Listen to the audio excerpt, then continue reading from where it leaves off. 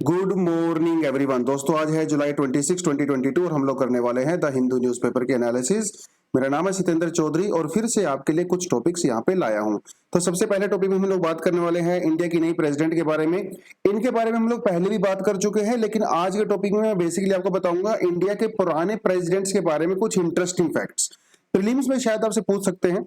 कोलेजियन system के बारे में थोड़ा सा बात करेंगे, फिर बात करेंगे आरबीआई और डॉलर के। डॉलर की जो कीमत रुपए के कंपैरिजन में कम या ज्यादा होती है, उसमें आरबीआई कैसे अपना इंपॉर्टेंट रोल प्ले कर सकता है रुपए की कीमत को फिक्स करने में रिगार्डिंग डॉलर। तो थोड़ा सा उसके बारे में बात करेंगे। प्राइवेट सेक्टर जो है हमारी स्पेस इंडस्ट्री के अंदर हम लोग इंक्लूड कर सकते हैं। स्पेस टेक्नोलॉजी का क्या बेनिफिट होता है, क्या उसके लिए रेगुलेशंस हैं, उसके बारे में बात करेंगे इस आर्टिकल में। गाइडलाइंस ऑन द बिल, ये भी पुराना टॉपिक है। पहले हम लोगों ने बात किया था कुछ आर्टिकल्स के बारे में, कुछ सेक्शंस के बारे में जो हमारे सीआरपीसी यानी कि क्रिमिनल प्रोसीजर कोड के अंदर होते हैं। थोड़ा सा उसी टॉपिक को मैं और आगे यहाँ पे बढ़ाने की कोशिश करूंगा। देखिए, न्यूज़पेपर पढ़ने का मजा यही होता है ना कि आप किसी एक पर्टिकुलर टॉपिक को, किसी पर्टिकुलर इशू को थोड़े समय के लिए ट्रैक कर सकते हो एज अ स्टोरी। लेकिन जब हम लोग करंट अफेयर की मैगजीन अचानक से पढ़ते हैं, पहले न्यूज़पेपर नहीं पढ़ते हैं, तो वो टॉपिक आपको डायरेक्टली पढ़ना पड़ता है, तो बहुत सारी चीजें समझ में नहीं आती हैं। तो न्यूज़पेपर में हम लोग थोड़ा थोड़ा थोड़ा थोड़ा थोड़ा करके उसको जब over a period of time हफ्ते 10 दिन तक पढ़ते रहते हैं, तो एक अच्छा कॉन्सेप्ट डेवलप हो जाता है। तो थोड़ा सा बेल के बारे में पढ़ेंगे आज फिर से। Climate change and the world, ये बेसिकली आज का एडिटोरियल सेक्शन है। इसमें बात करेंगे और इसमें हमारे जो आज के ऑथर हैं उन्होंने वेस्टर्न कंट्रीज को काफी खरी खोटी सुनाई है, आप ये कह सकते हो। ये दोनों वाले जो ऊपर हमारे हैं एक्चुअली आज के एक्सप्लेनर सेक्शन है, ठीक है। थोड़ा इसको यहाँ से लिया है। फिर कुछ एमसीक्यूज भी हैं, कुछ एडिशनल आर्टिकल्स भी हैं। एज एन आर्टिकल आज हमारे पास कोई बहुत ज्यादा नहीं है, बट इसीलिए मैंने आज को एडिटोरियल और दो एक्सप्लेनर सेक्शन को यहाँ पे इंक्लूड कर लिया है। तो देख लेते हैं, आज आगे बढ़ते हैं। लेकिन आज के दिन बहुत खास है, आज महाशिवरात्रि है। तो प्रेप आईएएस की टीम की वजह तरफ से, मेरी तरफ से आपको सभी बच्चों को हैप्पी महाशिवरात्रि। और बस लगे रहिए अपनी पढ़ाई में, भगवान का ध्यान रखिए, जिस चीज को भी आप मानते हो, जिसमें आपका फेथ है, उसको ध्यान में रखिए। और बस ये बिलीव रखिए कि आपको उनसे इंस्पिरेशन मिलता रहे, वो आपको गाइड, आपकी होप मिलती रहे। तो लगे रहिए अपने काम पे। महाशिवरात्रि सभी बच्चों को हमारे यहाँ पे, ठीक है। तो लेकिन पढ़ाई नहीं रुकनी चाहिए। ऐसे नहीं कि आज महाशिवरात्रि आप दिन भर जो है छुट्टी है, फन कर रहे हो। पढ़ाई नहीं रुकनी चाहिए। यूपीएससी का पूरा गेम ही यही है ना, पढ़ाई नहीं रुकनी चाहिए। चलिए आगे बढ़ते हैं। तो कल आपसे सवाल पूछा था मैंने क्लाइमेट चेंज के बारे में, क्लाइमेट चेंज, ग्लोबल वार्मिंग, और बहुत सारे बच्चों ने बढ़िया बढ़िया कमेंट किए हैं। देखिए, सभी के कमेंट तो मैं इंक्लूड नहीं कर सकता, लेकिन कोशिश करूंगा कि आने वाले समय में जो है डाइवर्स कमेंट्स को यहाँ पे इंक्लूड किया जाए। तो हमारे पास जैसे जैसे पहाड़ से और पवन सिंह, सोनाली शरण, द कॉमरेड और सुमेला कुरैशी, शशि, बहुत सारे कमेंट यहाँ पे आए हैं। तो सबसे पहले ना शशि का कमेंट पढ़ना चाहूंगा। देखिए, शशि ने एक सवाल पूछा था कि sir, I wanted to ask that should we make notes during listening lectures और should we only refer PDF for the study और द रिवीजन। देखिए, वैसे इसका आंसर मैं पहले भी आपको दे चुका हूं। देखिए, आपको मैं हमेशा ये बोलता हूं कि न्यूज़पेपर से प्रीलिम्स के लिए आपको नोट्स लेने की बिल्कुल भी रिक्वायरमेंट नहीं होती है, ठीक है। प्रीलिम्स के लिए किसी तरह के नोट्स बनाने की जरूरत नहीं होती है, क्योंकि उसके लिए ऑलरेडी आपके पास जो है हम लोग मैगजीन देते हैं। तो उसी चीज को बार बार रिप्रोड्यूस करके कोई फायदा नहीं है। पीडीएफ में आपके लिए इतनी मेहनत की जाती है, तो फिर आप क्यों कर रहे हो? तो उस चीज को, समय को बचाइए, ठीक है। प्रीलिम्स के लिए कोई जरूरत नहीं होती न्यूज़पेपर से नोट्स बनाने की। हाँ, मेंस के लिए डेफिनेटली आप बना सकते हो, ठीक है। तो आपके जो एडिटोरियल्स होते हैं, कुछ एक्सप्लेनर सेक्शन आता है, तो वहां से अगर आपको लगता है कि मेंस के लिए कुछ टॉपिक आपको इंपॉर्टेंट अगर नजर आ रहा है, तो डेफिनेटली वहां से आप कुछ पॉइंट्स को ऐड कर सकते हो। देखिए, नोट्स बनाने का ये मतलब नहीं होता कि आप उसको पूरा का पूरा दोबारा से ऐसी चीज लिख दो, नहीं। नोट्स बनाने का मतलब होता है शॉर्ट फॉर्म में, कीवर्ड्स की फॉर्म में, जिसको आप समझ सको, ठीक है। आप खुद के लिए उसको लिखते हो, तो कीवर्ड की फॉर्म में लिखा कर निकलने की कोशिश किया करें। अब आपको ये कैसे पता चलेगा वो मेंस के लिए है, प्रीलिम्स के लिए है? उसके लिए आपका सिलेबस है ना। अपने सिलेबस को याद रखो, अपने सिलेबस को अपने सामने रखो, आपको खुद ब खुद पता चल जाएगा कि ये टॉपिक मेंस के लिए इंपॉर्टेंट है कि नहीं है, ठीक है। जैसे अगर आज की हम लोग बात करें, टॉपिक की बात करें, तो आज के टॉपिक में जैसे क्लाइमेट चेंज तो देखो है ही इंपॉर्टेंट, इसमें तो कोई डाउट ही नहीं है। लेकिन जैसे ये वाला सेक्टर है, प्राइवेट सेक्टर इन स्पेस, आपको क्या लगता है क्या यहाँ से मेन से सवाल पूछ सकता है? आप जब भी किसी टॉपिक को पढ़ते हो ना, तो अपने मन में खुद से उसके लिए क्वेश्चन बनाने की कोशिश कर रहा हूं मेंस के लिए, कि मेंस में यहां से कैसे सवाल पूछा जा सकता है। 110% यूपीएससी यहां से सवाल पूछ सकता है। पूछने को तो यूपीएससी कहीं से भी पूछ सकता है, बेल से भी पूछ सकता है, लेकिन थोड़ा कंट्रोवर्शियल टॉपिक है तो शायद इसको अवॉइड करेगा यूपीएससी। क्लाइमेट चेंज से तो खैर पूछता ही रहता है, ये तो बहुत पुराना टॉपिक है। देखो यूपीएससी आपको ये समझना पड़ेगा, तो जब प्रीवियस ईयर क्वेश्चंस देखोगे ना, आपको थोड़ा सा खुद सेल्फ स्टडी करना पड़ेगा, इस चीज को थोड़ा सा एनालिसिस करिए। प्रीवियस ईयर क्वेश्चन से आपको आइडिया पता लग जाता है कि यूपीएससी जो है कौन से टॉपिक से किस तरह के सवाल पूछता है, ठीक है। तो वो थोड़ा आपको देखना पड़ेगा कि ये टॉपिक प्रीलिम्स के लिए है, मेंस के लिए। तो हालांकि बहुत सारे टॉपिक में ओवरलैपिंग होती है, बहुत ज्यादा डिस्टिंक्शन होता नहीं है, बट स्टिल ठीक है, थोड़ा सा आप उसको देख लीजिएगा। तो ये तो आंसर हो गया यहाँ पे जो है शशि का। उसके अलावा क्लाइमेट चेंज और ग्लोबल वार्मिंग के लिए कई अच्छे अच्छे रिप्लाईज यहाँ पे आए थे। तो पहाड़ी का कहना है कि global warming mainly covers rise in the temperature and its outcome, but climate change is broader term, yes, very good, covering excess rain, increasing sea temperature, change in precipitation pattern etc. तो basically इनका ये कहना है कि global warming एक छोटी term है, climate change एक बहुत बड़ा टर्म है। ग्लोबल वार्मिंग का मतलब होता है ओनली इंक्रीजिंग इन टेम्परेचर, क्योंकि नाम से ही समझ में आता ना, that globe is warming, world is warming, यहां पे कहीं पे भी कूलिंग की बात नहीं कर रहा है वो, ठीक है। Only temperature is rising, that is global warming. Climate change, अब क्लाइमेट के अंदर तो बहुत सारी चीजें आती हैं, है ना, आपके साइक्लोन्स भी आएंगे, आपका विंड पैटर्न भी आएगा, स्नोफॉल भी आएगा, प्रेसिपिटेशन भी आएगा, सी टेम्परेचर भी आएगा, यहाँ पे तो बहुत सारी चीजें आएंगी ना, तो दे आर चेंजिंग, ठीक है। तो when phenomena related to climate change it is called climate change. इसका मतलब आप ये कह सकते हो सीवियर एक्सट्रीम फिनोमिनास। तो every climate phenomena is becoming little bit extreme. जो विंटर्स हैं वो बहुत ज्यादा हार्श हो रही हैं, समर बहुत ज्यादा हार्श हो रही हैं, हीट वेव बहुत हार्श हो रही हैं, फॉरेस्ट फायर हार्श हो रही हैं, साइक्लोन्स हार्श हो रहे हैं। तो हर चीज जो है वो एक्सट्रीम हो रही है धीरे धीरे धीरे over a long period of time, उसे कहते हैं क्लाइमेट चेंज, ठीक है। ग्लोबल वार्मिंग का मतलब होता है ओनली वार्मिंग, क्लाइमेट चेंज में कूलिंग भी आ सकता है, वार्मिंग भी आ सकता है, ठीक है। तो वो थोड़ा सा, और इन्होंने भी, पवन ने भी ऐसा ही आंसर दिया है। कल आपसे सवाल पूछा था टोंगा आइलैंड वाला, तो यस, टोंगा में वोल्केनिक इरप्शन हुआ था and Iran is not a member of WTO. कल ये भी सवाल मैंने आपसे पूछा था। सोनाली ने भी बहुत बढ़िया आंसर दिया है, और ऐसे ही आप पार्टिसिपेट करते रहा करो, कभी कभी बीच बीच में मैं आपके कमेंट यहाँ पे डेफिनेटली इंक्लूड करूंगा। कोई डाउट अगर आपको हो कमेंट सेक्शन में बता सकते हो, पूछ सकते हो, ठीक है, तो वो चीज हम लोग इंक्लूड करेंगे। तो आगे बढ़ते हैं पहले टॉपिक पे। तो वैसे तो टॉपिक कोई ऐसा नहीं है, eloquence of tribal legacy concern for the India's daughters, ठीक है। तो भैया संथाल ट्राइब से बिलोंग करती है हमारी नई प्रेसिडेंट मुर्मू जी, ठीक है। तो उनके बारे में ही, द्रौपदी मुर्मू जी इनका नाम है। तो संथाल ट्राइब के बारे में मैं पहले आपको बता चुका हूं।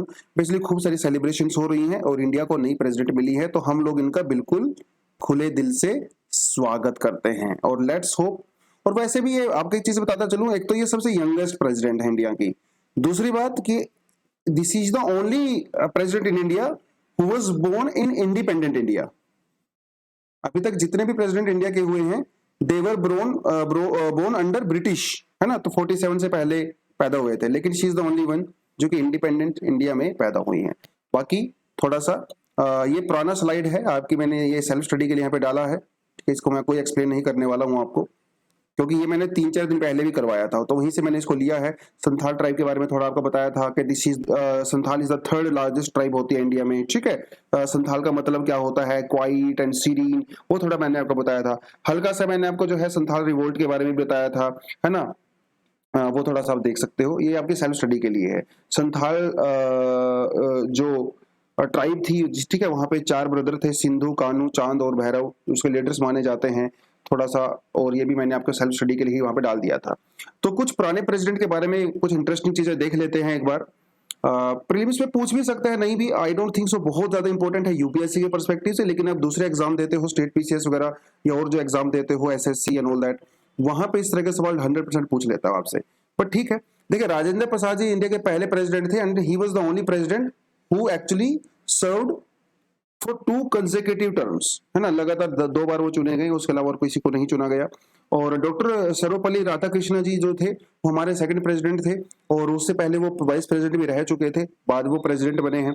जाकिर हुसैन जी जो है वो थर्ड प्रेसिडेंट थे और इंडिया के पहले मुस्लिम प्रेसिडेंट थे, बट अनफॉर्चुनेटली जब ये अपने ऑफिस में थे तभी इनकी डेथ हो गई, मतलब अपने कार्यकाल के दौरान। और सिर्फ 2 साल के लिए ही सर्व कर पाए। फिर फखरुद्दीन अली अहमद जी थे, ये हमारे 5th प्रेसिडेंट थे और ये 2nd मुस्लिम प्रेसिडेंट थे इंडिया के। इमरजेंसी एक्चुअली इन्हीं के दौरान लगाई गई थी, ये थोड़ा आपको पता होना चाहिए। और ये भी जो है अपने टेन्योर के दौरान ही इनकी डेथ हो गई थी। फिर अभी कलाम साहब थे, और कलाम साहब जो है वो हमारे 3rd मुस्लिम प्रेसिडेंट थे, and he actually serve the full term. ठीक है, तो इससे पहले तो वो ऑफिस में डेथ हो गई थी, लेकिन उन्होंने अपनी पूरी उनको टेन्योर को पूरा किया। नीलम संजीवा रेड्डी जो थी जो थे वो he was the only president जो इंडिया में अभी तक अनअपोज्ड चुने गए हैं, तो मतलब उनके खिलाफ कोई भी कैंडिडेट नहीं लड़ रहा था। ठीक है, and he became the youngest, 64 की एज में थे भैया वो, और वो सारी चीजें हैं। ठीक है, फिर हमारे पास जो KR नारायणन जी हमारे 10वें प्रेसिडेंट थे, पहले दलित प्रेसिडेंट थे इंडिया के। 76 और 227 डेज में वो बने ओल्डेस्ट प्रेसिडेंट थे इंडिया के बेसिकली, KR नारायणन साहब। और फिर उसके बाद जो है प्रतिभा पाटिल जी इंडिया की पहली महिला फर्स्ट वीमेन प्रेसिडेंट रही हैं।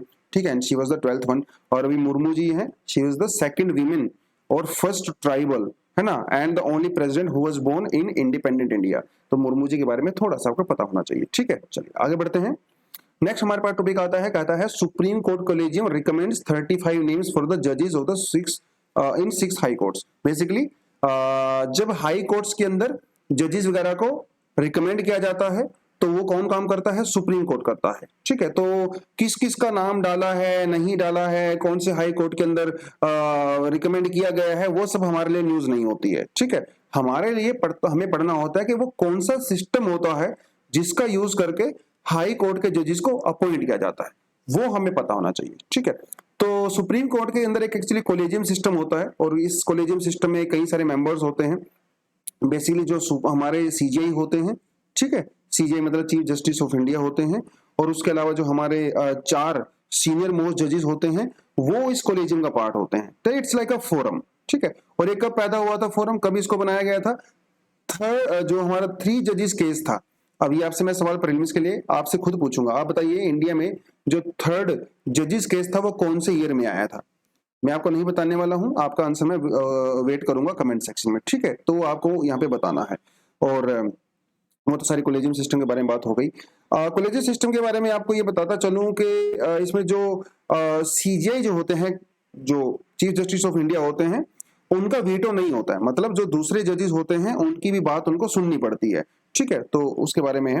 बाकी थोड़ा आपको बताता चलूं कि हाई कोर्ट जजेस are appointed by the president. ठीक है, जो हमारा कोलेजियम होता है वो रिकमेंड करता है, अपॉइंटमेंट फाइनली प्रेसिडेंट के द्वारा ही की जाती है। ठीक है, on the advice of chief justice of India, है ना, who is the head of the judiciary in India and the Supreme Court of India. ठीक है, the governor of the state at that time are also chief justice of the designated court. ठीक है, तो chief justice of मतलब जिस भी court में, high court में उनको रिकमेंड किया जाता है, तो वहां के जो गवर्नर होते हैं उस पर्टिकुलर स्टेट के, ठीक है, उनकी भी थोड़ा यहाँ पे रिकमेंडेशन वगैरह ले ली जाती है। ठीक है, तो ये थोड़ा सा है। एलिजिबिलिटी क्या होनी चाहिए जजेस के लिए, हाई कोर्ट के जज के लिए? And the person to be appointed as a high court judge must be an Indian citizen. ये तो ऑफ कोर्स बात है, पाकिस्तान वालों को थोड़ी बनाएंगे। कम से कम जो है 10 साल का उनके पास एक्सपीरियंस होना चाहिए इंडिया के किसी भी दूसरे कोर्ट में जज बनने का, है ना, तो ये एक बात हो गई। And he she can also be an advocate, वो एडवोकेट भी हो सकती है, उनको प्रमोट किया जा सकता है एज अ हाई कोर्ट के जजेस। ठीक है, लेकिन 10 साल का उनके पास एक्सपीरियंस होना चाहिए एज अ लॉयर। या फिर कोई जूरिस्ट होते हैं, जो बहुत एमिनेंट जूरिस्ट होते हैं, उनको भी प्रेसिडेंट के द्वारा रिकमेंड कर दिया जा सकता है एज अ हाई कोर्ट। ठीक है, तो ये थोड़ा आपको पता होना चाहिए। For the high court appointments the process is initiated by the high court collegium. ठीक है, अब ये तो हो गई हाई कोर्ट में जो रिकमेंडेशन की जाती है सुप्रीम कोर्ट के द्वारा। अब हाई कोर्ट के जो जजेस को भी एक हाई कोर्ट का कोलेजियम भी होता है हमारे पास। ठीक है, वो भी रिकमेंड करता है, just like the supreme court collegium. अगर लोअर कोर्ट से हाई कोर्ट के अंदर प्रमोट करना है तो हाई कोर्ट का कोलेजियम भी हमारे पास होता है। ठीक है, तो ये थोड़ी थोड़ी चीजें आपको पता होनी चाहिए। Once the supreme court collegium clears the names, a delay also happens at the government level at the final approval. देखिए ऐसा नहीं होता है कि आज सुप्रीम कोर्ट के जजेस ने मतलब कोलेजियम ने नाम को रिकमेंड कर दिया और कल शाम तक जो है वो गवर्नमेंट उनको अपॉइंट कर देगी, ऐसा नहीं होता है। ठीक है, अभी क्या होगा, पूरा जो हमारा इंटेलिजेंस ब्यूरो होता है या जो दूसरी इन्वेस्टिगेशन एजेंसीज होती हैं उनके पास वो नाम जाते हैं, जितने भी जजेस होते हैं सबका भैया चिट्ठा खोला जाता है, पुराना नया पुराना सब कुछ, है ना, तो वो उनको वो चेक करते हैं। अगर वो किसी करप्शन में इन्वॉल्व थे या कोई उन्होंने ऐसा एक्टिविटी किया है तो उसके बेसिस पे फिर गवर्नमेंट जो है उनको अपॉइंट करती है, नहीं करती है। बहुत बार कॉलेजियम को वो नाम दोबारा से रिकंसिडरेशन के लिए भी भेज दिया जाता है, लेकिन सुप्रीम कोर्ट अगर दोबारा से उस नाम को रिकमेंड करता है तो गवर्नमेंट उसको वापस नहीं कर सकती। तो बेसिकली ये दोनों के मिलकर ही होता है। सुप्रीम कोर्ट के कॉलेजियम का काम सिर्फ नाम रिकमेंड करना होता है, अल्टीमेटली अपॉइंटमेंट जो है वो गवर्नमेंट के हाथ में ही होता है। ठीक है, तो वो थोड़ा सा आपको यहाँ पे पता होना चाहिए। आगे बढ़ते हैं, अगला topic, EAC member backs RBI's use of the forex reserve to stabilise rupee. ठीक है, तो संजीव सान्याल जी हैं, बहुत फेमस भी हैं, पुराने IAS ऑफिसर रहे हैं और इनकी बुक्स भी काफी पॉपुलर होती हैं। अगर आप कोई इनकी बुक वगैरह पढ़ना चाहो तो लैंड ऑफ 5 रिवर्स इनकी एक बुक है, इंडियन रेनेसांस इनकी एक बहुत शानदार बुक है और मैंने 3-4 महीने पहले इसको खत्म किया था। अच्छी बुक है, पढ़ सकते हो तो अगर आपके पास समय हो। ठीक है, ये नहीं कि तैयारी छोड़ के बुक्स ही पढ़ने लग गए। तो इनका कहना है कि भैया देखो, जो RBI ने स्टेप लिए हैं डॉलर और रुपये की जो एक्सचेंज है उसको कंट्रोल करने के लिए, तो इन्होंने कहा कि वो बिल्कुल सही लिए गए हैं। लेकिन मतलब ये ऐसा क्यों कह रहे हैं? हम इंडिया में जो है हमारी अभी ओपन इकोनॉमी है ना, हम लोग क्लोज इकोनॉमी तो नहीं है चाइना जैसे, कोरिया जैसे। हालांकि चाइना भी ओपन इकोनॉमी है, लेकिन अभी भी चाइना का जो सेंट्रल बैंक है, जो गवर्नमेंट है, वो उसकी करेंसी को मैनिपुलेट करता है और इसीलिए जो वेस्टर्न कंट्रीज हैं, खासकर यूएसए वगैरह, वो चाइना को काफी ज्यादा गरियाती हैं, मतलब उसको काफी क्रिटिसाइज करती हैं कि चाइना अपनी करेंसी कंट्रोल करता है। यूजुअली क्या होता है, जो ओपन इकोनॉमीज होती हैं लाइक इंडिया और ऑल अदर इकोनॉमीज, हम लोग जो है फ्लोटिंग एक्सचेंज रेट सिस्टम को फॉलो करते हैं। फ्लोटिंग एक्सचेंज रेट सिस्टम, इसका मतलब ये होता है कि everything is decided by demand and supply. ठीक है, तो जो करेंसीज की वैल्यू होती है उसमें गवर्नमेंट का कोई कंट्रोल नहीं होता, वो डिमांड और सप्लाई के हिसाब से अपनी वैल्यू को खुद फाइंड आउट करती है। इस समय जैसे हम लोग डॉलर रुपये की बात कर रहे हैं, तो RBI यूजुअली 99.9% केस में RBI डॉलर की वैल्यू को मैनिपुलेट नहीं करता है, लेकिन जब चीजें हद से बहुत ज्यादा बढ़ जाती हैं, हाथ से निकल जाती हैं, तो डेफिनेटली RBI इंटरवीन कर सकता है। राइट, तो डॉलर की वैल्यू कब बढ़ती है, या मतलब किसी भी चीज की वैल्यू कब बढ़ती है? जब उसकी सप्लाई कम हो जाती है। पहला रीजन तो ये हो सकता है, या फिर उसकी डिमांड बहुत ज्यादा बढ़ जाती है ना, तो दोनों ही केस में उसकी वैल्यू बढ़ जाती है। तो इस समय क्या हो रहा है इंडिया में? इस समय इंडिया में दोनों ही चीजें हो रही हैं। एक तो डॉलर की डिमांड भी बढ़ रही है और ऊपर से डॉलर की सप्लाई भी कम हो रही है, क्योंकि बहुत सारे इन्वेस्टर्स इंडिया से डॉलर को निकाल के अपने कंट्री मतलब अमेरिका में लेके चले जा रहे हैं। तो जब डॉलर की सप्लाई कम होगी तो रुपये की वैल्यू भी डाउन होगी। तो RBI यहां पे क्या करता है? RBI की पॉकेट में बहुत सारा डॉलर होता है, तो RBI इस डॉलर को मार्केट के अंदर डाल देता है, तो जिससे वो सप्लाई धीरे धीरे बढ़ने लगती है। और डॉलर की जब सप्लाई अगर बढ़ती है तो रुपये की वैल्यू जो है वो नॉर्मल हो जाती है। ये बेसिकली पूरा सिनेरियो होता है। और इस समय RBI यही कर रहा है, डॉलर को निकाल के अपने पॉकेट से मार्केट के अंदर डाल रहा है। डॉलर की सप्लाई इंक्रीज हो रही है तो ऑफ कोर्स डॉलर रुपये की वैल्यू मैनेज हो रही है। हालांकि इंडिया की करेंसी की वैल्यू गिर गई है, पिछले कुछ समय में 11-12% के लगभग गिर चुकी है।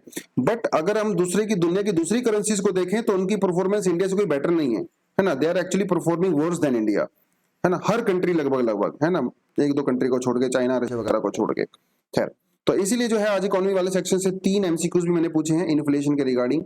ठीक है, आप स्क्रीन को पॉज करिए, अच्छे से इनको पढ़िए। बहुत सिंपल साधारण से क्वेश्चन है, दिमाग कुछ लगाना नहीं है ज्यादा। Which of the following concept is opposite of inflation? यार इससे सिंपल सवाल नहीं हो सकता। ठीक है, deflation, stagflation, recession and all that. If too much money is chasing too few goods the resulting inflation is known as. तो हमारे पास कई तरह की इन्फ्लेशन होती है, कई सारे जैसे stagflation, cost push inflation, demand pull inflation, deflation, recession, है ना, दुनिया भर की हमारे पास होती है। तो आपको ये बताना है the main cause of the inflation in India are. अलग अलग कंट्री में इन्फ्लेशन के कारण अलग अलग हो सकते हैं। इंडिया में क्या रीजन है वो आपको मुझे यहाँ पे कमेंट सेक्शन में बताना है। ठीक है, चलिए आगे बढ़ते हैं। The latest guidelines on the arrest and the bail orders. पुराना टॉपिक है, पहले हम लोग कर चुके हैं और मेरे ख्याल से ये स्लाइड तो खैर पुरानी नहीं है। तो बात ये है कि इंडिया में अभी कई सारे लोगों को पुलिस के द्वारा अरेस्ट किया जा रहा है। ठीक है, छोटे से क्राइम के ऊपर उनको अरेस्ट किया जा रहा है और उनको बेल भी नहीं मिल रही है, क्योंकि उनके ऊपर इतने सैंक्शंस लगा दिए जाते हैं बाय पुलिस, बेल मिलना बड़ा मुश्किल हो जाता है। तो सुप्रीम कोर्ट कह रही है कि भैया देखो ऐसा नहीं करना चाहिए। बेल जो है ये एक्सेप्शन नहीं होनी चाहिए, bail should be a rule. Even जब आप किसी को अरेस्ट करते हो, it also should be exception, क्योंकि देखिए आप जब किसी को अरेस्ट करते हो, उसको हथकड़ी लगाते हो, उसको जेल में बंद करते हो, चाहे आप उसको 1 घंटे के लिए लेके जाएं जेल में, लेकिन उस आदमी की सोसाइटी में जो रिस्पेक्ट होती है वो तो खत्म हो जाती है ना। इसलिए सुप्रीम कोर्ट का कहना है कि पुलिस को किसी भी इंसान को तभी अरेस्ट करना चाहिए जब उसके खिलाफ काफी कड़े सबूत हो या फिर उसने कोई सीवियर क्राइम किया हो। हल्के फुल्के क्राइम के लिए आप उसको अरेस्ट मत करिए। और मान लो आपने उसको अरेस्ट कर भी लिया तो उसको बेल बहुत आसानी से मिलनी चाहिए, लेकिन बेल का काम तो पुलिस नहीं कर सकती, बेल का काम तो कोर्ट कर सकता है। तो सुप्रीम कोर्ट ने हाई कोर्ट्स को ये गाइडलाइंस दी हैं कि आप बेल किसी को जब देनी होती है, उसकी एप्लीकेशन आती है, उसके ऊपर जल्दी से जल्दी कार्रवाई करो। ठीक है, ऐसा सुप्रीम कोर्ट ने कहा है। और जो केस आप चल रहा है, जुबेर वाला जो केस चल रहा है ना, उसके बारे में ही बेसिकली पूरा मामला चल रहा है, वो थोड़ा सा आपको पता होना चाहिए। ठीक है, तो हमारे कंट्री के अंदर क्या है, द पुलिस के पास बहुत सारी पावर्स होती हैं रिगार्डिंग अरेस्ट। ठीक है, जो हमारा सीआरपीसी होता है उसके तहत। और हमारे यहाँ पे 2 तरह के प्रोविजंस होते हैं, section 41 of CrPC, section 41 A of CrPC. 41 ये कहता है भैया ये पुलिस को पावर देता है किसी भी आदमी को अरेस्ट करने की विदाउट एनी वारंट। वारंट के बिना भी इंसान को अरेस्ट किया जा सकता है। मान लो किसी ने जो है किसी का मर्डर कर दिया और पुलिस को एकदम खबर मिली, उसके बाद उसने एफआईआर किया। अब वो पुलिस उसके लिए वारंट लेने थोड़ी जाएगी जज के पास, तो वो आदमी भाग ना जाए, एविडेंस को डिस्ट्रॉय ना कर दिया जाए, इसीलिए उसको तुरंत के तुरंत अरेस्ट कर दिया जाता है विदाउट वारंट। ठीक है, आर्टिकल 40 सेक्शन 41 क्या कहता है, इट रिक्वायर्स द नोटिस। अब इसमें आपको नोटिस देना पड़ता है। ठीक है, जो इन्वेस्टिगेशन एजेंसीज होती हैं उनको नोटिस देना पड़ता है किसी आदमी को अरेस्ट करने से पहले। तो 2 हमारे पास ये सेक्शन हो गए। तो बेल के बारे में क्या क्या गाइडलाइंस दी हैं सुप्रीम कोर्ट ने, अलग अलग चीजें हैं। पहली बात तो सुप्रीम कोर्ट ने भी गवर्नमेंट को कुछ गाइडलाइंस दी हैं और उन्होंने कहा है कि महाराज प्लीज आप पार्लियामेंट के अंदर कोई नया बिल पेश करिए, एक एक्ट लेके आइए जिसे आप कहेंगे बेल एक्ट। इसमें क्या होगा, पूरी कंट्री के अंदर जो बेल वाला प्रोसीजर होता है वो स्ट्रीमलाइन हो सकता है। देखिए पुलिस जो है वो स्टेट सब्जेक्ट होता है, तो हर जगह पर रूल्स रेगुलेशन थोड़े अलग अलग होते हैं। तो सुप्रीम कोर्ट का यह कहना है कि पूरी कंट्री के अंदर बेल के बारे में यूनिफॉर्म एक्ट, लॉ, कानून, रूल्स रेगुलेशन, प्रोसीजर होना चाहिए। तो एक तो ये गाइडलाइंस उन्होंने सरकार को दी। अब सरकार वो बिल पेश करती है कि नहीं करती वो अलग बात है, क्योंकि बिल पेश करना वो कोर्ट का काम नहीं है, वो अल्टीमेटली गवर्नमेंट का काम होता है ना। दूसरी बात कि जब भी कोई बेल एप्लीकेशन आएगी तो कोशिश किया जाएगा उसको 2 हफ्ते के अंदर ही उसका निपटारा हो जाए, उस आदमी को 2 हफ्ते में बेल मिल जाए। एंटीसिपेटरी जो बिल होती है उसके केस में 6 हफ्ते के अंदर जो है वो केस डिस्पोज हो जाना चाहिए। मैंने आपको 3 टाइप की बेल पढ़ाई थी, एक तो हमारे पास रेगुलर बेल होती है, एक हमारे पास इंटरिम बेल होती है, एक हमारे पास एंटीसिपेटरी बेल होती है। एंटीसिपेटरी बेल का मतलब ये होता है कि जब अरेस्ट करने से पहले ही उस इंसान को बेल दे दी जाती है ना, उसे एंटीसिपेटरी बेल कहते हैं। और हाई कोर्ट को भी ये दिया है, उन्होंने गाइडलाइंस दी है सुप्रीम कोर्ट ने कि आप जो अंडर ट्रायल प्रिजनर्स हैं इंडिया में, है ना, जो कि जेल में बंद हैं, जिनके ऊपर प्रॉपर तरीके से कार्रवाई नहीं हो रही है, उनकी बेल कंडीशन को भी ध्यान में रखा जाए। ठीक है, देखिए सरकार कोर्ट क्या करता है, बहुत बार किसी की भी बेल देने, जब उसको बेल मिलती है तो उसके ऊपर काफी कंडीशंस लगाता है। जैसे आप 50,000 रुपया जमा करवाइए, 1 लाख रुपए जमा करवाइए, है ना, ऐसा कुछ दिया जाता है। इंडिया में बहुत सारे लोग ऐसे हैं जो बेचारे फाइन वगैरह नहीं दे पाते हैं और उसके चक्कर में वो जेलों में पड़े रहते हैं। तो सेक्शन 440 क्या कहता है कि जो अमाउंट होगा बेल का वो बहुत एक्सेसिव नहीं होना चाहिए, है ना। ऐसा नहीं है कि आप किसी ने छोटा सा क्राइम किया, उसने एक साइकिल चोरी किया और आपने उसकी बेल के लिए कंडीशन रख दी कि आप उसके ऊपर आप 5 लाख रुपए जमा कराओ। तो भैया वो छोटा मोटा चोर है बेचारा, 5 लाख रुपए से कहाँ करवाएगा। तो ये कुछ कुछ चीजें हैं जो सुप्रीम कोर्ट ने बेसिकली इस समय यहाँ पे कहा है। तो आने वाले समय में इंडिया में हो सकता है अरेस्ट वगैरह थोड़े कम हो जाएं और जो बेल की प्रोसीजर होती है वो थोड़ी फास्ट हो जाए। ठीक है, अब वो थोड़ी यहाँ पे चीजें हैं। Private sector boost in India space industry, तो यहाँ पे जो है एक सवाल हमारा डेफिनेटली बन सकता है क्वेश्चन मेंस के परस्पेक्टिव से। तो पहली बात तो हम सीधा ये लिखेंगे, discuss the significance of space technology. ठीक है, also also explain the role of private sector in boosting the space programmes in India. ठीक है, तो 150 वर्ड्स में आप इसको आराम से लिख सकते हो। ठीक है, 10 मार्क्स। चलिए ठीक है, तो क्या कहता है पूरा आर्टिकल? तो देखिए आर्टिकल ये कहता है, पहली बात तो हमारे जो प्रिंसिपल साइंटिफिक एडवाइजर हैं अजय कुमार जी, उन्होंने अभी एक स्टेटमेंट दिया था थोड़े समय पहले कि सरकार जल्दी से जल्दी एक नया स्पेस पॉलिसी लॉन्च करने वाली है। पहली बात तो ये। अब आपने अमेरिका में देखा होगा, है ना, आपने इलोन मस्क का नाम तो सुना ही होगा। तो इनकी कंपनी है जिसका नाम है स्पेस एक्स, ये प्राइवेट कंपनी है, राइट। और भैया बहुत सारे सैटेलाइट भेजती है, नासा भी इनके साथ कॉन्ट्रैक्ट करती है, और ये नासा वाले सैटेलाइट भी भेजते हैं। दुनिया की लगभग मोस्टली हर कंट्री के सैटेलाइट ये भेज चुके हैं। बहुत बड़ी प्राइवेट कंपनी है, राइट। और इलोन मस्क दुनिया के रिचेस्ट पर्सन भी हैं। तो अजय कुमार जी का ये कहना है कि यार हम लोग इंडिया में ऐसा क्रिएट क्यों नहीं कर सकते, है ना। इंडिया में कमी थोड़ी ना है, हमारे पास टैलेंट की कमी नहीं है, स्किल की कमी नहीं है, किसी चीज की कमी नहीं है। तो हम लोग स्पेस एक्स के जैसी कंपनी इंडिया में क्यों नहीं कर सकते? कर सकते हैं, लेकिन वो तभी किया जाएगा जब प्राइवेट सेक्टर इन्वॉल्व होगा। तो इसीलिए हम लोगों को नया स्पेस पॉलिसी इंडिया में लेके आने की जरूरत है, ताकि space x like ventures India में भी किए जा सके। पहली बात तो ये। अब इसके बेनिफिट की बात करते हैं। स्पेस टेक्नोलॉजी के बहुत सारे बेनिफिट होते हैं। पहले सबसे बड़ा बेनिफिट तो कनेक्टिविटी का ही होता है ना। आप अलग अलग जो है जगह को कनेक्ट कर सकते हो थ्रू इंटरनेट और through different kind of technology. Climate related बहुत सारे इंप्लीकेशंस होते हैं, है ना। कहीं पे फ्लड आ गया, कहीं पे फॉरेस्ट फायर हो गया, साइक्लोन्स हो गया, तो सारी चीजें हमें जो है स्पेस टेक्नोलॉजी से पता चल जाती हैं, है ना। बहुत एक्यूरेट इंफॉर्मेशन हमें मिलती है वेदर फोरकास्ट के बारे में, है ना। तो ऑफ कोर्स बात है। और उसके अलावा जो है by monitoring the long term impact on the climate change at the regional, territorial, national scale, है ना। छोटे छोटे लेवल पे हमें पता चल जाता है कि क्लाइमेट चेंज का क्या इंपैक्ट होगा। कहीं पे अगर सोइल डिग्रेड हो रही है, फॉरेस्ट फायर है, हीट वेव चल रही है, डेजर्टिफिकेशन हो रहा है, छोटे छोटे स्केल पे हमें इंफॉर्मेशन मिल सकती है थ्रू सैटेलाइट। तो जिसकी वजह से सरकार क्या करेगी? प्रैग्मेटिक मतलब प्रैक्टिकल स्टेप ले सकती है ना, उस प्रॉपर प्रॉब्लम को दूर करने के लिए। जैसे फार्मर वगैरह को बहुत बेनिफिट मिलता है ना। कहीं पे रेनफॉल ज्यादा होगा, कम होगा। आपको मैं अपना एग्जांपल देता हूँ। 3-4 दिन पहले मैं घर पे गया हुआ था, तो अभी तो पैडी कल्टीवेशन किया जाता है मेरे यहाँ पे, तो धान लगाई जा रही है। तो मेरे फादर ने क्या किया, उस दिन मौसम साफ था, आराम तो धूप निकल रही थी, तो फादर ने क्या किया, स्प्रे कर दिया। ठीक है, तो स्प्रे कर दिया, तो अनफॉर्चुनेटली क्या हुआ, इवनिंग में बारिश हो गई। एकदम से अचानक से जो है बारिश हो गई। तो पापा बड़े परेशान थे, कहने लगे यार ये क्या हो गया, मैंने तो स्प्रे किया था, इतना पैसा खर्चा किया और बारिश हो गई, अब वो दोबारा से स्प्रे करना पड़ेगा, खर्चा डबल हो गया।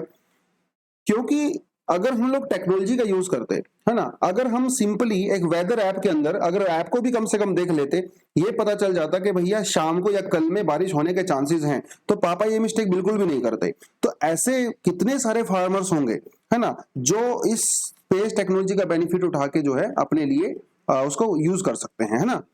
उसके अलावा जो है अर्ली वार्निंग सिस्टम हम लोग कर सकते हैं। जैसे कहीं पे अर्थक्वेक आएगा, यहाँ पे सुनामी वगैरह आती है, तो उसके लिए अर्ली वार्निंग सिस्टम वगैरह हम लोग डेवलप कर सकते हैं। रियल टाइम ट्रैकिंग कर सकते हैं डिफेंस सेक्टर की वजह से भी। चाइना के ऊपर, पाकिस्तान के ऊपर, अपने कोस्टल एरिया में अपन नजर रख सकते हैं स्पेस टेक्नोलॉजी का यूज करके, है ना। बहुत बेनिफिट है। इवन वर्ल्ड इकोनॉमिक फोरम का ये कहना है कि जो रिमोट एरियाज में जो अनकनेक्टेड पॉपुलेशन है ना, जो जिनके पास कोई इंटरनेट वगैरह नहीं है, तो 49% दुनिया को कनेक्ट किया जा सकता है थ्रू स्पेस टेक्नोलॉजी। तो बहुत बड़ी बड़ी चीजें हैं स्पेस टेक्नोलॉजी के बारे में। और इंडिया और वर्ल्ड अगर हम लोग सिनेरियो देखें, तो इंडिया जो है दुनिया की 6th, हमारा जो इसरो है बेसिकली इंडिया की बात कर रहा है वो, India is the 6th largest player in the industry internationally. तो 3.6% जो वर्ल्ड की जो स्पेस टेक्नोलॉजी है वो इंडिया में काम करती है, 3.6%। ठीक है, अमेरिका जो है 56.4% करता है। तो अमेरिका का तो कोई बोलना ही नहीं, और उनका बजट भी तो बहुत ज्यादा है ना। हमारा बजट जो है बहुत कम है।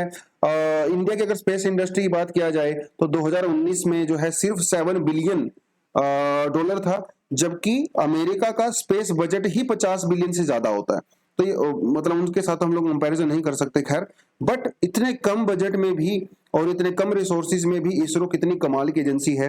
भैया हम लोगों ने मार्स के ऊपर मिशन भेजा सिर्फ 75 मिलियन डॉलर में, समझ रहे हो। अरे मुकेश अंबानी का घर ही 1 बिलियन डॉलर का है, सोच के देखो, मतलब इंडिया कितनी बड़ी बात है भाई, है ना।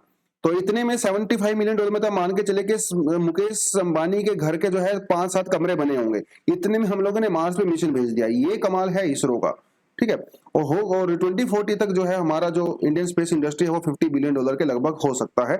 इस समय 60-70 स्टार्टअप्स ऐसे हैं जो स्पेस रिसर्च ऑर्गेनाइजेशन से जिन्होंने कॉन्ट्रैक्ट किया है, वो सारी चीजें हो सकती हैं। लेकिन घुमा फिरा के बात यही है कि अभी तक प्राइवेट सेक्टर का बहुत ज्यादा स्पेस के अंदर इन्वॉल्वमेंट नहीं है। फ्यूचर में डेफिनेटली ज्यादा आएगा जब हम लोग अपनी स्पेस पॉलिसी को लॉन्च करने वाले हैं। तो प्राइवेट सेक्टर इन्वॉल्वमेंट पहली बात तो बहुत जरूरी है। तो सरकार का ये प्लान है कि हम लोग एक नया ऑर्गेनाइजेशन बनाएंगे, Indian National Space Promotion and the Authorisation Centre, in space को कहा जाएगा, जो कि यही काम करेगा, प्राइवेट सेक्टर को प्रमोट करना है, उनको लाइसेंस वगैरह देने का, इसरो के साथ मिलकर वो सब काम करने वाले हैं। तो ये उन्होंने कहा है, ठीक है। उसके अलावा जो है न्यू स्पेस इंडिया लिमिटेड को मार्च 2019 में एस्टेब्लिश किया गया, जिसका भी यही काम होता है कि जो टेक्नोलॉजी होती है उनको ट्रांसफर करना है from ISRO to other industries, ठीक है। तो वो थोड़ा सा आपको देख लेना है, तो एग्जाम्पल वगैरह देने में आपके ये काम आ जाएगा। उसके अलावा जो ये जितने भी चीजें हैं वो डिफेंस और मिनिस्ट्री के अंडर में भी आती हैं, इसरो के साथ मिलकर वो लोग काम करते हैं। और प्राइवेट सेक्टर के इन्वॉल्वमेंट बहुत ज्यादा है। पहली बात तो आपको पैसा मिलेगा, है, गवर्नमेंट की तो लिमिटेशन होती है ना भाई, कितना पैसा आप स्पेस में डालोगे। स्पेस में पैसा डालोगे तो एजुकेशन से निकालना पड़ेगा, एजुकेशन में पैसा ज्यादा डालोगे तो हेल्थ से निकालना पड़ेगा। तो लिमिटेशन होती है सरकार की। लेकिन जो प्राइवेट सेक्टर होता है वो पैसा अरेंज कर सकता है, तो डेफिनेटली इन्वेस्टमेंट बढ़ेगा, एक्सपर्टीज बढ़ेगा। प्राइवेट सेक्टर में आप अमेरिका से, यूक्रेन से, मतलब यूके से, कहीं से भी आप एक्सपर्ट्स को लेके आ सकते हो, अपॉइंट कर सकते हो। गवर्नमेंट एजेंसी वो नहीं कर सकती हैं, तो एक्सपर्टीज बढ़ेगा, नई नई टेक्नोलॉजी आएंगी, कैपिटल इंटेंसिव है क्योंकि पूरी इंडस्ट्री, तो हाई टेक्नोलॉजी जो है हम लोग दूसरे देशों से लेके आ सकते हैं, R&D कर सकते हैं। तो प्राइवेट स्पेस का बहुत ज्यादा रिक्वायरमेंट हमें यहाँ पे है, राइट। और वो सारी की सारी चीजें बेसिकली इन्होंने यहाँ पे कहा है। और यही था आज का स्पेस वाले के बारे में। थोड़ा सा जो आपको क्वेश्चन लिखा है तो आप डेफिनेटली उसका यहाँ पे बता सकते हैं। अब बढ़ते हैं आज के एक और एडिटोरियल के ऊपर, जो कि क्लाइमेट चेंज के बारे में बात करता है। क्लाइमेट चेंज और जो प्राइवेट क्लाइमेट चेंज के साथ साथ जो डेवलपिंग कंट्री हैं, जो डेवलप्ड कंट्री हैं, उनके बारे में वो बात कर रहा है। देखिए अभी तक का सिनेरियो क्या चल रहा था, यूक्रेन और रशिया से पहले वाला सिनेरियो अलग था। उस सिनेरियो में जो वेस्टर्न कंट्रीज हैं, ठीक है, खासकर यूरोपियन कंट्रीज, वो क्लाइमेट चेंज को प्रोटेक्ट करने की बात करती थी, है ना, कि हम लोग कोल को खत्म कर देंगे, हम लोग नेट जीरो बहुत जल्दी से अचीव कर लेंगे, है ना, हम लोग रिन्यूएबल एनर्जी सोर्सेज का यूज करेंगे। इसके साथ साथ वो डेवलपिंग कंट्री लाइक चाइना और इंडिया को काफी ज्यादा क्रिटिसाइज भी करते थे कि आप लोग भी कुछ करिए, हम तो कर ही रहे हैं, आप भी करिए। लेकिन जब से यूक्रेन और रशिया का क्राइसिस हुआ है, चीजें बदल गई हैं, क्योंकि इन्फ्लेशन नाम की चीज आ गई है। इससे पहले ब्रिटेन में, यूरोप में, अमेरिका में बहुत ज्यादा इन्फ्लेशन था नहीं। तो अब क्लाइमेट चेंज को लेके यूरोपियन कंट्रीज का एटीट्यूड थोड़ा सा चेंज होता नजर आ रहा है। जर्मनी, ऑस्ट्रिया, नीदरलैंड वगैरह में जो इन्होंने अपने पुराने कोल प्लांट्स बंद कर दिए थे, भैया उनको दोबारा से खोला जा रहा है। तो उनके ऊपर जो जंग वगैरह लग गया था उसको दोबारा से गेट खोल रहे हैं। तो ऐसा सिनेरियो नजर आ रहा है। यूरोप, इवन डच, नीदरलैंड वगैरह के अंदर और डेनमार्क में, पोलैंड में बहुत सारे फार्मर्स हैं वो प्रोटेस्ट कर रहे हैं, बिकॉज वहां की सरकार जो है एग्रीकल्चर में कुछ ऐसे स्टेप ले रही थी जिससे ग्रीन हाउस गैसेज का एमिशन कम होता था। तो वो कह रहे हैं नहीं भैया, हम तो पूरी तरह से एग्रीकल्चर करेंगे। तो यूरोप के अंदर क्योंकि रिसेशन आने वाला है, धीरे धीरे आ भी रहा है, ठीक है, तो इसलिए क्लाइमेट चेंज को लेकर जो एक्शन वो लोग ले रहे थे अभी वो सेकेंडरी हो गए हैं। ऐसा ही होता है ना भाई, हर जगह दुनिया में ऐसा ही होता है। जब आपकी जेब में पैसा होता है, जब आपके पेट भरा होता है ना, आपके बैंक में खूब सारे पैसे होते हैं, तो आप ज्ञान पेलते हो, है ना, ज्ञान, फिलॉसफी। फिलॉसफी देना बहुत आसान है जब तक आपके जेब में पैसा होता है। जब पैसा नहीं होता है, आपकी हालत खराब होती है, तो फिलॉसफी सब भूल जाते हैं, सब प्रैक्टिकल हो जाते हैं, है ना। तो इस समय यूरोप के अंदर भी ऐसा ही हो रहा है। अब इन्फ्लेशन है, रिसेशन है, यूक्रेन है, रशिया है, वो सारी प्रॉब्लम की वजह से वो लोग भी प्रैक्टिकल हो गए हैं। उन्होंने हिसाब किताब लगा लिया है कि अगर हम लोग सिर्फ क्लाइमेट के बारे में बात करते रहेंगे तो नुकसान हो जाएगा। तो वही थोड़ी थोड़ी चीजें कही हैं। यूएसए में भी वही हाल है, इन्फ्लेशन है, तो वो लोग भी अपने जो फॉसिल फ्यूल वाला कमिटमेंट था उसको थोड़ा सा बैकबर्न में चला गया है, सेकेंडरी हो गया है, राइट। उसके बारे में ही बेसिकली वो बात कर रहा है। पहली बात तो कोविड-19 और फिर यूक्रेन वाले क्राइसिस ने इस उनके एटीट्यूड के अंदर चेंज कर दिया है ना। और many developing countries are also facing unrest due to the sky rocketing energy prices, है ना। इंडिया जैसे समझ लो, क्रूड ऑयल के प्राइस कितने ज्यादा हाई हो गए हैं। तो हम लोग भी जो स्टेप लेने की कोशिश कर रहे थे, अब हमारे स्टेप भी जो है थोड़े से कमजोर हो गए हैं, है ना। तो ऑब्वियस सी बात है, महंगाई, बोलते हैं ना कि सैया तो बहुत ही कमात है, महंगाई डायन खाई जात है। तो महंगाई डायन ऐसी डायन है भैया, आप जितना मर्जी स्टेप ले लो, लेकिन महंगाई आने की वजह से सारी चीजें सेकेंडरी हो जाती हैं। Countries of the developing world must do everything to hold the countries of the developed world to commitment. देखिए पहली बात तो यही सीधी सी बात है भैया, क्लाइमेट चेंज की जो समस्या है इसमें डेवलप्ड कंट्रीज सबसे ज्यादा रिस्पॉन्सिबल है ना, और वही सबसे ज्यादा फिलोसफी भी झाड़ते हैं। तो आने वाले जो भी कॉन्फ्रेंसेस होंगी, COP27 होगा या जो भी होगा, वहां पे डेवलपिंग कंट्री को ये इंश्योर करना पड़ेगा, डेवलप्ड कंट्री के ऊपर प्रेशर डालना पड़ेगा कि भैया आप अपने कमिटमेंट से वापस मत हो, मुकरना नहीं है, जो वादा किया है वो निभाना ही पड़ेगा। जो पेरिस एग्रीमेंट ने अपने वादे किए थे वो भी आप निभाओगे, ठीक है। और डेवलप कंट्री को जल्दी से जल्दी अपनी पीक पे पहुंचना पड़ेगा। पीक का मतलब पता क्या होता है कि पीक के बाद आपका ग्रीन हाउस गैसेज एमिशन कम हो जाता है। जैसे अगर इंडिया की बात करें, इंडिया में इस समय क्या हो रहा है, अरे भाई रिमूव हो जा, इंडिया में क्या हो रहा है कि ग्रीन हाउस गैसेज बढ़ रही हैं, बढ़ रही हैं, बढ़ रही हैं, बढ़ रही हैं, बढ़ रही हैं, लेकिन 2040 या 2050 के बाद मान के चल 2040 बाद मान के चलिए इंडिया में पीक पहुंच जाएगा। तो 2040 के बाद हमारी कंट्री में धीरे धीरे ग्रीन हाउस गैसेज का एमिशन कम हो जाएगा। ऐसा हर कंट्री ने अपने लिए टारगेट रखा हुआ है। तो सीधी सी बात है भैया, जो डेवलप्ड कंट्री है उनके लिए टारगेट अलग होगा, जो डेवलपिंग कंट्री है लाइक इंडिया, इनके लिए टारगेट अलग होगा, क्योंकि उनके पास तो टेक्नोलॉजी है, उनके पास पैसा है, तो वो जल्दी पीक पे पहुंच सकते हैं। डेवलप्ड कंट्री जो है वो फॉसिल फ्यूल से क्लीन एनर्जी के अंदर बहुत जल्दी ट्रांजिशन हो सकता है, बिकॉज दे हैव टेक्नोलॉजी, है ना। इंडिया पास तो टेक्नोलॉजी नहीं है, पैसा नहीं है, तो हम तो लोग नहीं कर सकते। तो इनका बेसिकली वही कहना है कि हम लोगों को दबाव बनाना पड़ेगा डेवलप्ड कंट्री के ऊपर, आप जल्दी से जल्दी पीक पे पहुंचो भाई साहब, क्योंकि दुनिया आपकी तरफ एक उम्मीद के साथ देख रही है ना। When developing country parties peak later than developing country, they will also have achieved the net zero later। सीधी सी बात है ना। जब इंडिया ने क्या टारगेट रखा है नेट जीरो के लिए, 2070 रखा है। यूएसए ने क्या टारगेट रखा है, 2050 रखा है। आई थिंक चाइना ने मेरे ख्याल से 2060 रखा हुआ है। तो सीधी सी बात है कि जब यूएसए या यूके, ब्रिटेन, जर्मनी, जब आप पहले पीक पे पहुंचोगे तभी तो पहले नेट जीरो पे आओगे ना। इंडिया में थोड़ा समय है अभी, है ना। इंडिया में हम लोग उस पोजीशन में नहीं है, हमारे पास टेक्नोलॉजी नहीं है, पैसा नहीं है, तो थोड़ा सा उसके बारे में भी है। तो बात करता है the global stock take of the Paris agreement will be done 2030। Basically हम लोग क्या करने वाले हैं, पेरिस एग्रीमेंट के अंदर जो भी हम लोगों ने वादे किए थे अभी हम उसकी असेसमेंट करेंगे, है ना। किसने कितना अचीव किया, नहीं किया। जो $100 बिलियन का वादा किया गया था डेवलप्ड कंट्रीज के द्वारा कि हम लोग आपको देंगे, डेवलपिंग कंट्री को, पुअर कंट्री को, तो वो भी अचीव नहीं हो रहा है, उसके बारे में बात की जाएगी। ग्लोबल साउथ की बेसिकली वो डेवलपिंग कंट्री की बात करता है ना। अगर आप देखो पूरी दुनिया में, अगर आप वर्ल्ड को देखो तो इक्वेटर होता है हमारा, इक्वेटर से ऊपर जितनी भी डेवलप्ड कंट्री है वो मोस्टली इक्वेटर से ऊपर है, और मोस्टली दुनिया की जो पुअर कंट्री है वो इक्वेटर से नीचे है, तो इन्हें ग्लोबल साउथ कहा जाता है। तो ग्लोबल साउथ को ज्यादा प्रॉब्लम है क्लीन टेक्नोलॉजी में ट्रांसफर करने की, है ना। नॉर्थ कर सकता है क्योंकि नॉर्थ में डेवलप्ड कंट्री है, तो ग्लोबल नॉर्थ को, ग्लोबल साउथ को टेक्नोलॉजी देनी पड़ेगी, पैसा देना पड़ेगा। तो उसके बारे में इसलिए बात कर रहा है। इवन इस आर्टिकल के अंदर यह कहा गया कि अभी आप नेट जीरो की बात क्यों कर रहे हो, आप नेट माइनस की बात करिए ना। जैसे भूटान एक ऐसा कंट्री है जो जीरो से भी नीचे चला गया है। मतलब वहां पे आप ये समझ लीजिए कि जितना कार्बन डाइऑक्साइड वो रिलीज करते हैं, ग्रीन हाउस गैसेज, उससे ज्यादा वो एब्जॉर्ब कर लेते हैं। नेट जीरो, आउटकम ज्यादा है, इनपुट कम है। तो आप क्या यूरोपियन कंट्री नेट जीरो का वादा नहीं कर सकती? कर सकती हैं, क्योंकि जब हम लोग नेट जीरो की बात करते हैं दोस्तों, तो हम लोग किसी एक पर्टिकुलर कंट्री की बात नहीं कर रहे हैं, हम लोग ग्लोबल नेट जीरो की बात कर रहे हैं। ग्लोबल नेट जीरो, तो हर कंट्री इक्वल स्टेप तो नहीं ले सकती। तो अमेरिका, ब्रिटेन, जर्मनी, ऑस्ट्रेलिया, इनको ज्यादा स्टेप एफर्ट लेने पड़ेंगे। इंडिया, चाइना को थोड़े कम एफर्ट लेने पड़ेंगे, लेकिन ऑन एन एवरेज दुनिया को नेट जीरो अचीव करना पड़ेगा।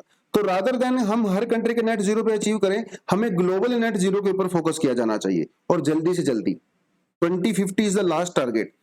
अगर दुनिया को बचाना है तो 2050 तक पूरी दुनिया को नेट जीरो अचीव करना पड़ेगा। तो बेसिकली इन्होंने इस पूरे आर्टिकल को यही घुमा फिरा के वही बातें बोल रहे हैं लोग। आई होप हल्का फुल्का कॉन्सेप्ट आपको समझ में आया होगा, लेकिन सारी चीजों का जो जिस्ट है, जो कंक्लूजन है, वो यही निकलता है कि भैया पहली बात तो ये कि जो डेवलप्ड कंट्री है ना, उनको ज्यादा रिस्पॉन्सिबिलिटी लेनी पड़ेगी। पहला तो क्वेश्चन यहाँ पे ये है। दूसरा यहाँ पे ये है कि डेवलप्ड कंट्री क्या कर रही हैं, अपने फॉसिल फ्यूल्स का जो उनका जो टारगेट था कि हम लोग फॉसिल फ्यूल से क्लीन एनर्जी के अंदर आएंगे, वो उसको अचीव नहीं कर पा रही हैं। तीसरी बात, जो फंडिंग की जानी चाहिए थी पुअर कंट्रीज को, वो फंडिंग भी नहीं हो रही है, राइट। इसका रीजन क्या है? एक तो इन्फ्लेशन, कोविड-19, है ना, रशिया यूक्रेन वॉर, तो ये कुछ रीजन यहाँ पे हो सकते हैं। डेवलपिंग कंट्री को, डेवलप्ड कंट्री के ऊपर दबाव बनाना पड़ेगा, प्रेशर बनाना पड़ेगा कि भैया आप जल्दी से जल्दी नेट जीरो अचीव करिए, नेट जीरो नहीं बल्कि नेट माइनस को अचीव करिए, ठीक है। आप जब आप करोगे तो हमें भी मोटिवेशन मिलेगा, आप हमें टेक्नोलॉजी दीजिए, हम भी करेंगे, है ना। हमें पसंद थोड़ी है एनवायरमेंट को नुकसान पहुंचाना, तो हम भी करेंगे। तो बेसिकली कुछ कुछ इन्होंने यहाँ पे ये बात कही है। तो यही था आज के पूरे आर्टिकल। आई होप आपको समझ में आया होगा। एमसीक्यूज आपसे पूछे हैं, आप उसका आंसर मुझे कमेंट सेक्शन में करोगे, ठीक है। और जो आंसर यहाँ पे क्वेश्चन लिखा है, आप इसका आंसर भी लिख सकते हो। आई थिंक आपको चीजें समझ में आ गई होंगी। बट वही है, हमेशा की तरह की बात बोलना चाहूंगा कि एनालिसिस को पूरा देखा करो, एंड तक देखा करो, ठीक है। धीरे धीरे कॉन्सेप्ट डेवलप होने लगेंगे और चीजें आगे बढ़ने लगेंगी। तो आज के लिए इतना ही दोस्तों। Thank you very much, all the best and again happy Mahashivratri. जय हिंद।